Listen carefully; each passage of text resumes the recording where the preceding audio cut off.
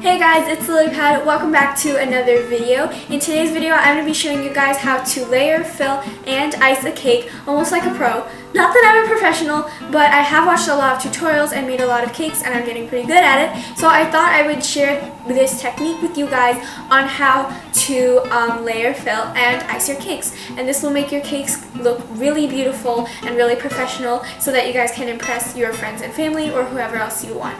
Let's get straight into it. So the things you're going to need to level and ice your cakes are your cakes. I am using chocolate cakes. You can use whatever flavor you like, whatever recipe you like. And I have 3 cakes today. Just make sure they're at least an inch tall. I have 2 spatulas. I have a straight spatula and a offset spatula. And I'll explain the uses for these when we start icing. I have a turntable, and this is not absolutely necessary, but it does help a little bit. So if you can get it, I recommend that because it helps you turn the cake without turning the whole entire stand as you're icing. You're going to need an empty bowl to put these cake scraps that you level off in there. You're going to need a ruler and a serrated knife, and make sure that it is serrated because you are going to need it to cut through the cakes. And then you are going to need some frosting. You can use whatever frosting recipe that you like. I am using buttercream today, but you can use any type of icing that you like. So let's get started. So the first thing we need to do is to identify our shortest cake and place that on the turntable, and we need to do this so that we can see how high each of our layers is going to be, because we want all the layers to be the same height.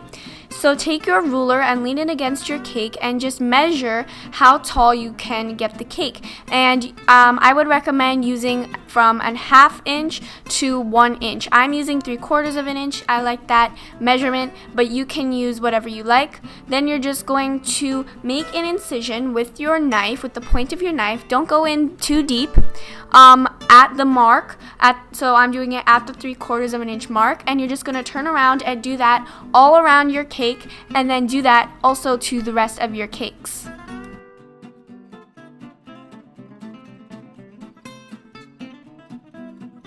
So once you have made marks and indents all around your cake at the same level, what you're going to do is take your knife and hold it as horizontal as you can to the side of the cake, and slowly go around your cake, connecting all of the marks that you made.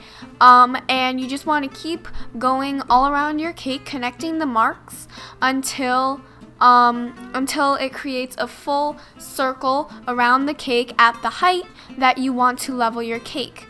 So once you have made a complete circle line all around your cake at the height that you want to level it, then you're just going to keep going with your knife around that line and making the knife go into the middle of the cake just a little bit more and putting pressure on it, and just keep turning the cake around until the whole dome comes off, and you're left with a flat cake layer. And you'll see what I mean when I take it off, because it's a little hard to put in words. But what you don't want to do is saw straight through your cake like that motion I just did there, because this method gets it a lot more even, and it does take more time, but it makes sure that your cake is a lot more even than it would be if you just sawed straight through. So as you can see, my knife is almost in the middle of the cake now, and I'm just turning it, and I'm keeping turning it, and then this whole dome comes off of your cake, and you're left with a really flat cake. And then what you want to do is put that scrap of cake that you now have, that dome of cake, you just want to put it in your empty bowl, and you can save this for later. You can make cake pops out of it, you can make snacks for it. If you really don't think you're going to eat it, you can just throw it out, but for me that's a waste of cake. You can eat it all yourself if you want. So yeah, pretty much whatever you want to do with it. And if you are not happy with the levelness of your cake, you can go back and revise the cake, and then when you're done, put it on a cake board and level off the rest of your cakes.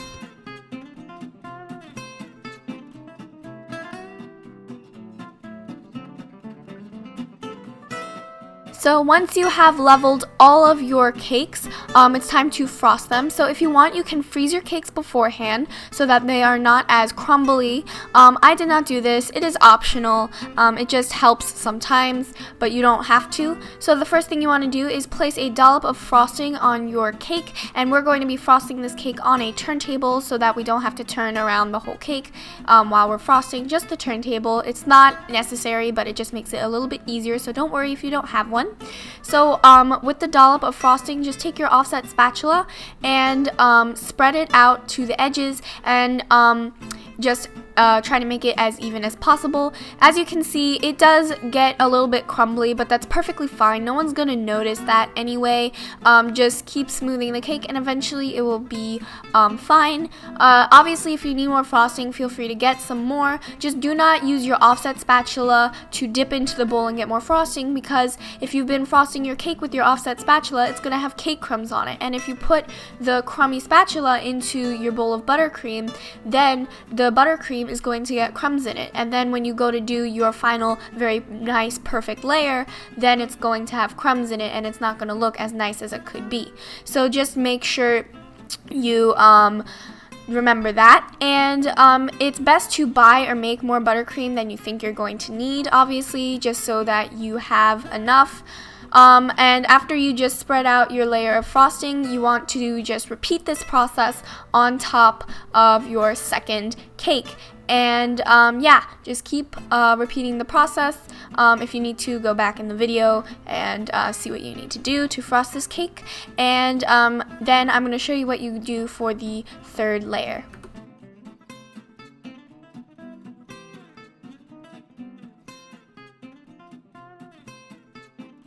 Once you are done with your second layer, your cake should look something like this with a nice flat even coat of frosting on top.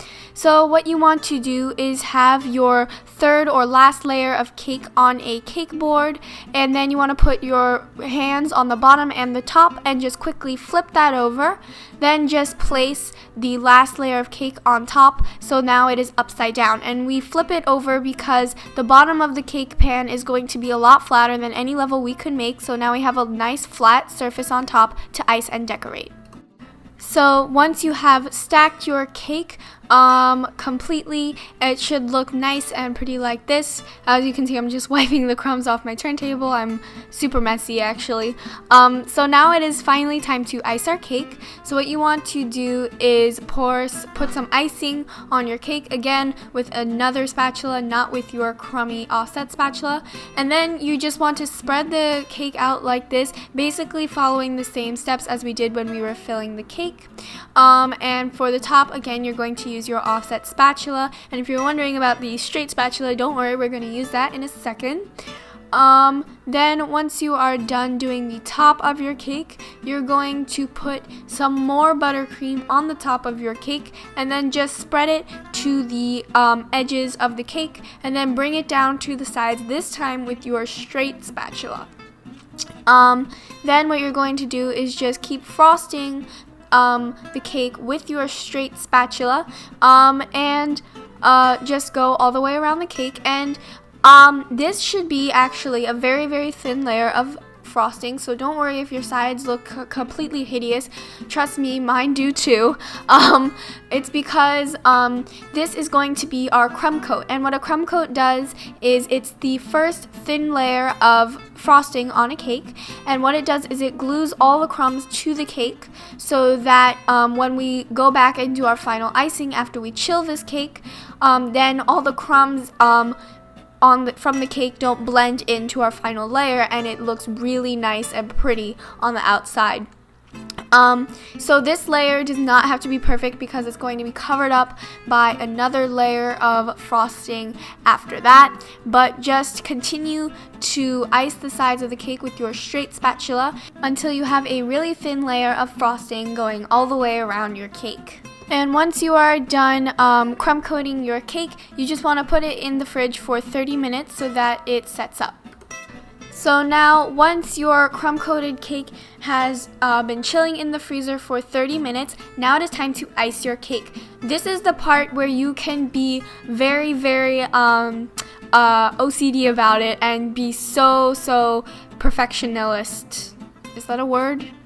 I don't know, but be like super detailed about how pretty you make your cake, because this is going to be the final layer of frosting on your cake. So this is the time to make it look super good. Spend a lot of time on making your cake look good.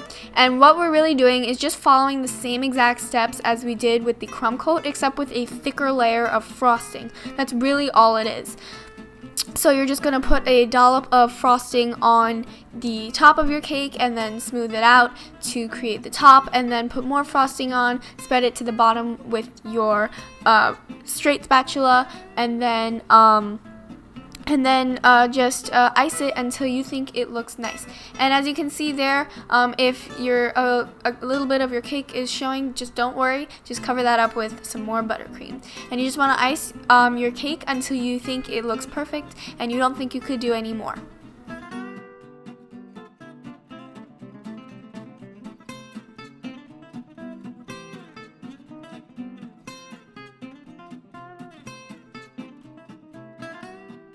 Thanks you guys so much for watching this video. I really hope you enjoyed it. Please give it a big fat thumbs up if you enjoyed it. Share the video with someone else who you think will enjoy it. Comment down below what you want to see next, and subscribe to my channel for more weekly videos just like this one. If you would like to fill, ice, and layer a cake for yourself, the full details and instructions are at my website, lilypadbaking.webs.com. And for great pictures and mini videos, go to my Instagram, pinklemonade465. Have a wonderful day and a wonderful week, and I will see you guys in my next video. Bye guys!